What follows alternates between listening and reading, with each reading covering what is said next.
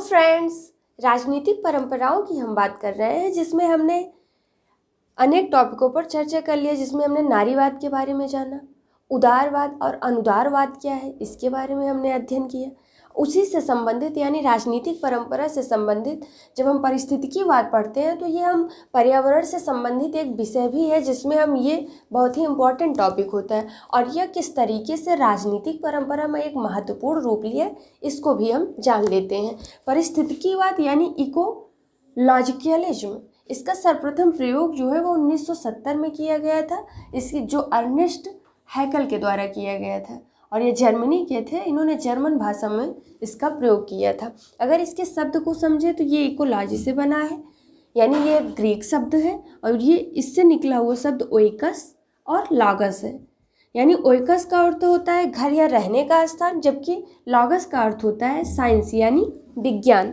अब हम समझे कि पारिस्थितिकी शब्द जो है यह अंग्रेजी भाषा के इकोलॉजी शब्द का हिंदी रूपांतरण है, लेकिन जो इसका तात्पर्य है वह पशुओं व जीवों के आवास के अध्ययन से लिया जाता है।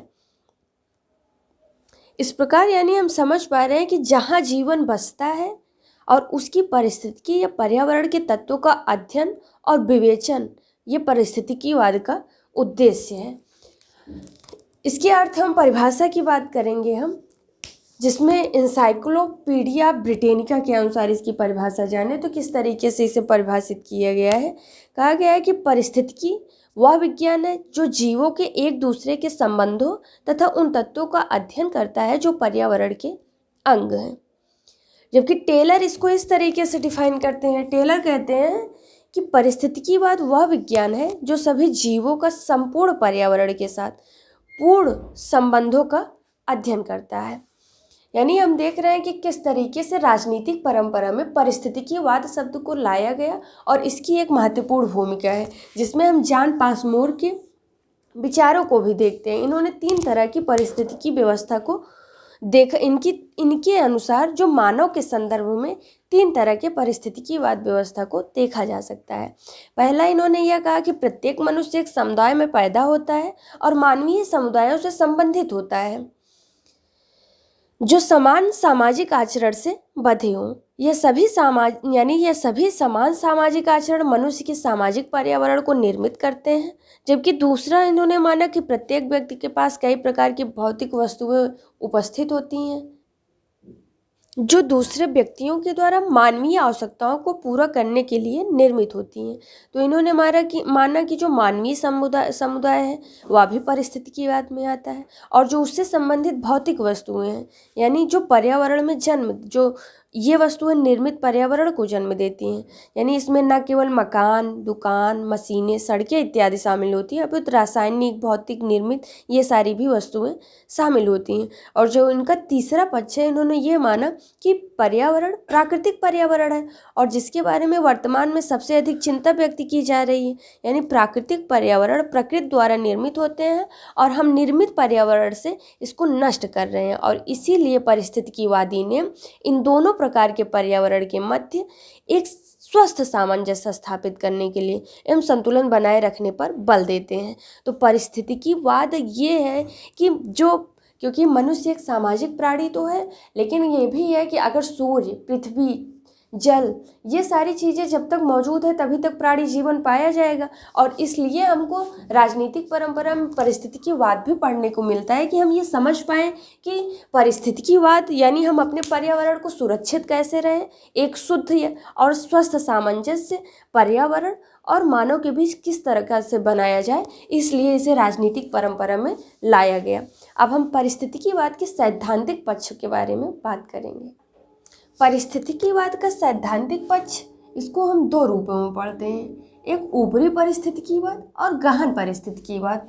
यानी पारिस्थितिकी जिसमें हम प्राणी यानी एक मानव और पर्यावरण के साथ दोनों के संबंधों के बारे में जानते हैं, जो पर्यावरण का एक महत्वपूर्ण टॉपिक है, लेकिन उसको किस तरह से एक संतुलन बनाया जा सके पर्यावरण और मानव के बीच, उसके लिए राजनीतिक परंपराओं में हम पारिस्थितिकीवाद को पढ़ते हैं। यानी इस पर किस तरीके से जोर दिया गया है ये बात हम जानते हैं। तो इसको आर्नेस ने 2 तरीके से बताया, एक ऊपरी एवं गहन पारिस्थितिकीवाद के रूप में विभाजित किया है। यद्यपि यह विभाजन मूल्य आधारित है और दोनों में केवल सैद्धांतिक स्तर पर ही अंतर किया जा सकता है, व्यवहारिक स्तर पर नहीं किया जा सकता है। पारिस्थितिकीवादी व्यवहार स्थानीय समस्याओं से आरंभ होता है और फिर धीरे धीरे वैश्विक समस्या पर अपना ध्यान केंद्रित करता है, यानी स्थान विशेष की प्रदूषण की समस्या, स्वच्छ वायु, जल की समस्या, घटती हरियाली की समस्या पर्यावरण के प्रति चेतना जागृत करती है और धीरे धीरे यह चेतना जो है वैश्विक स्तर पर, जैसे वैश्विक उष्णता के प्रश्न उठते हैं, अम्लीय वर्षा के प्रश्न उठते हैं, जो एक चिंता व्यक्त करती है। विभिन्न स्थानों पर पर्यावरण के लिए संकट पैदा करने वाली गतिविधियों पर रोक लगाने की मांग भी राजनीतिकरण किया जाता है। प्रत्येक देश दूसरे देश में पर्यावरण बचाने के बारे में अधिक चिंतित है और अपने स्वयं के देश की पर्यावरण की समस्या को वह विकास का नारा देते हैं और देकर वो गैर महत्वपूर्ण मानता है। यानी आप समझ पाएंगे, जो पीटर सिंगर नामक विचारक है, इनकी एक बुक है एनिमल लिबरेशन जो 1975 में प्रकाशित हुई। पीटर सिंगर जो है इस क्षेत्र में बहुत काम इन्होंने किया। उन्होंने यह कहा कि सभी पशुओं से समान व्यवहार करने पर बल दिया, यानी इसी आधार पर हम सभी मनुष्यों में समानता का व्यवहार कर सकते हैं। उन्होंने कहा कि अगर हम पालतू जीव हैं तभी हम उससे प्यार करें, नहीं, सभी पशुओं से सम्मान करें। और उसी प्रकार जब हम अपने प्रकृति को सुरक्षित रखेंगे तो उसी प्रकार हमारी मानवीय प्रेरणा भी विकसित होगी, हमारे मानवीय मूल्य भी जागृत होंगे, हमारे अंदर नैतिकता का अधिक से अधिक विकास होगा।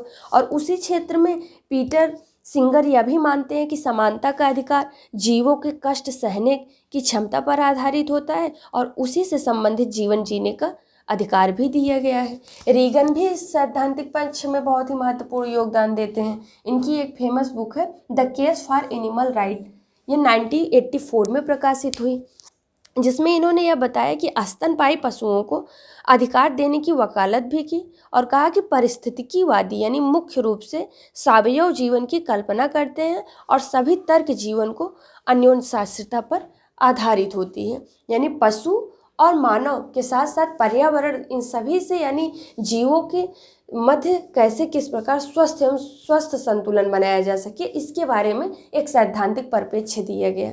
ऐतिहासिक परिप्रेक्ष्य क्या है, जिसमें डॉब्सन और रेचल कार्सन यानी रेचल कार्सन आते हैं, जो इसका ऐतिहासिक परिप्रेक्ष्य है, जिसमें डॉब्सन जो है 3 प्रमुख स्रोत को मानते हैं। उनका मानना है कि पहला स्रोत ये मानते हैं जो बहुत ही सामान्य है, जिसमें हम उन सब व्यक्तियों या परिस्थितियों को सम्मिलित करते हैं जो विकास के मार्ग पर सोचने या चलने के लिए आधुनिक ग्रीन आंदोलन के विचारों से सहमत हैं। अगर हम बात करें 18वीं और 19वीं शताब्दी में जो बढ़ते हुए औद्योगिकीकरण और उसके दुष्परिणाम इंगित करते हैं और इंगित करने वाले जो विचारक हैं और उससे पलायन करने वाले रोमांटिसिज्म में खो जाने वाले कवि और स्वप्नदृष्टा इस प्रकार के पारिस्थितिकी विज्ञान को जन्म देने वाले माने जा सकते हैं। पहला इन्होंने बताया। दूसरे में इन्होंने यह बताया कि पारिस्थितिकी विज्ञान के इतिहास का जो दूसरा प्रमुख स्रोत है उन विचारकों द्वारा प्रदत्त किया जाता है जो थॉमस माल्थस के प्रमुख तर्क दिए जाते हैं, वो उनसे भी प्रभावित हुए। उन्होंने कहा कि जनसंख्या की वृद्धि व रेखा गणितीय होती है, जबकि खाद्य पदार्थ का उत्पादन व अंक गणितीय से होता है और इससे संभावना क्या है कि अकाल बढ़ेगी। इसमें संक्षेप में समझ लें कि अंकगणितीय और रेखी यानी ज्यामिति से, जिसमें 2, 4, 6 इस तरीके से जनसंख्या बढ़ती है, जबकि 1, 2 क्रम से उत्पादन होता है, तो इससे अकाल भी पड़ सकती है। ये दूसरा इन्होंने माना। तीसरा इन्होंने यह माना कि पारिस्थितिकी विज्ञान का जो तीसरा स्रोत है वह समसामयिक पर्यावरण की दुर्घटनाओं से मिलने वाली चेतावनी है। हालांकि जो पर्यावरणीय दुर्घटनाएं हमेशा से होती रही हैं, लेकिन वर्तमान में ऐसी बहुत सी दुर्घटनाएं जैसे भूकंप, बाढ़, सुनामी, अकाल, अतिवृष्टि, अनावृष्टि इत्यादि को हम मानवीय कृत्यों का परिणाम माना जा रहा है, जो सर्वव्यापी जीवन व्यवस्था को विखंडित कर रहा है। जब हम 1960 एवं 70 के दशक में देखते हैं तो यह पाते हैं कि जो पारिस्थितिकीवाद के संदर्भ में गंभीर अध्ययन किए गए हैं, लेखकों ने समाज और प्राकृतिक विश्व के मध्य संबंधों को पुनर्परिभाषित करने का प्रयास किया है। उसमें एक महत्वपूर्ण रोल प्ले करते हैं रेचल कार्सन, और वो 1960 में अपनी एक पुस्तक साइलेंट स्प्रिंग और दूसरी the limit to growth report यानी 1972 में ये बताने की कोशिश की है।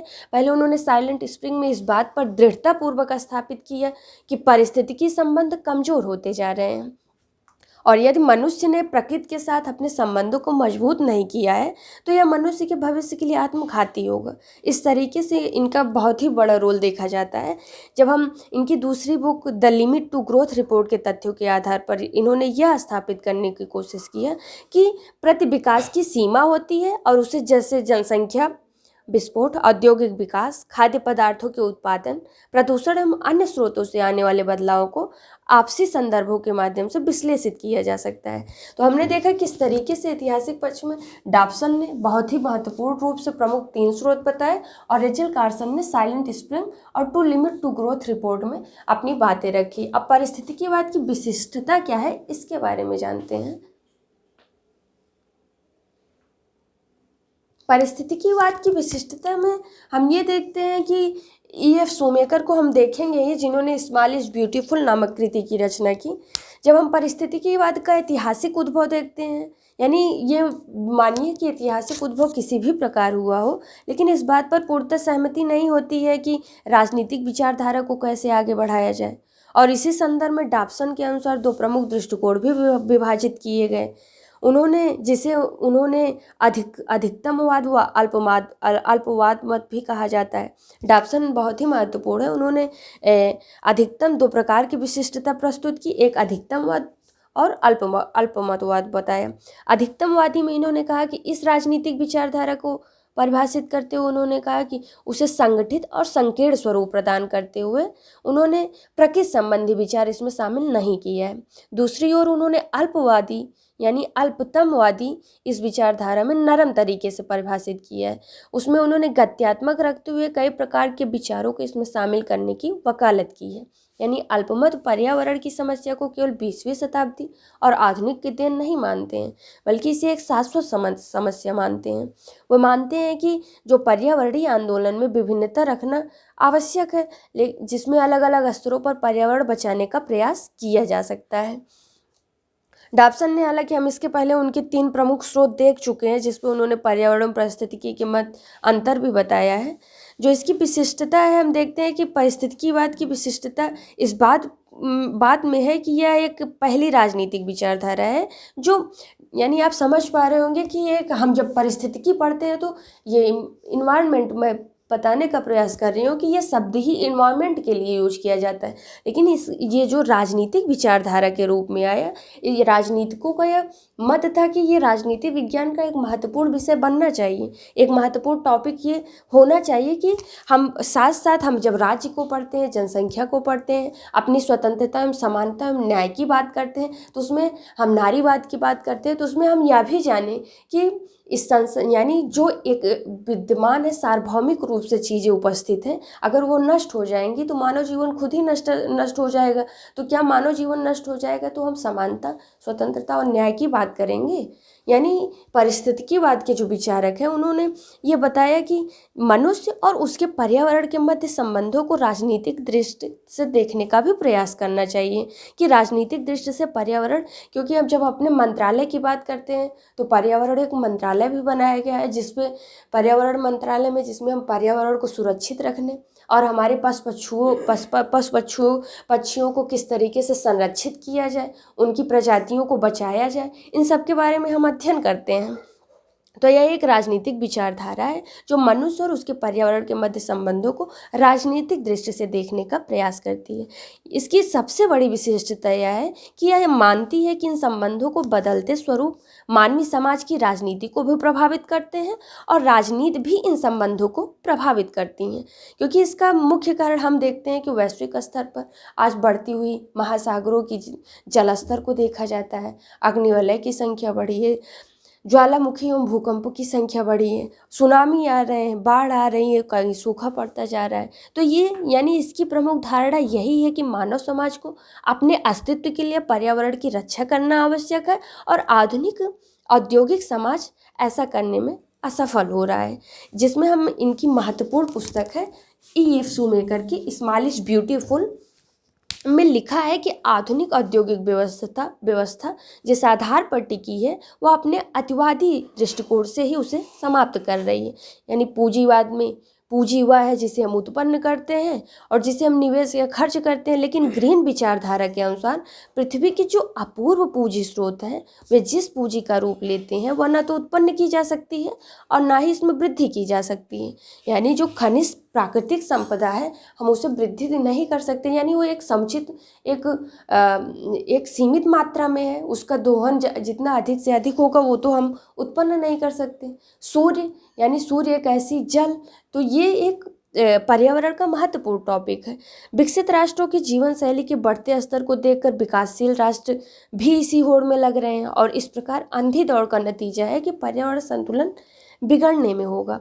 अब इस प्रकार पर्यावरणीय संकट का समाधान केवल पर्यावरण तक सीमित नहीं है, क्योंकि इस समस्या का आरंभ राजनीतिक निर्णयों से होता है और इसका समाधान राजनीतिक तरीकों से ही करना होगा। तो हमने जाना कि पारिस्थितिकीवाद है क्या, यानी पारिस्थितिकी शब्द को हमने समझा और पारिस्थितिकीवाद किस लिए राजनीतिक परंपराओं में लाया गया, राजनीतिक परंपराओं में, इसके बारे में हमने विस्तृत से अध्ययन किया। Meet again, thank you.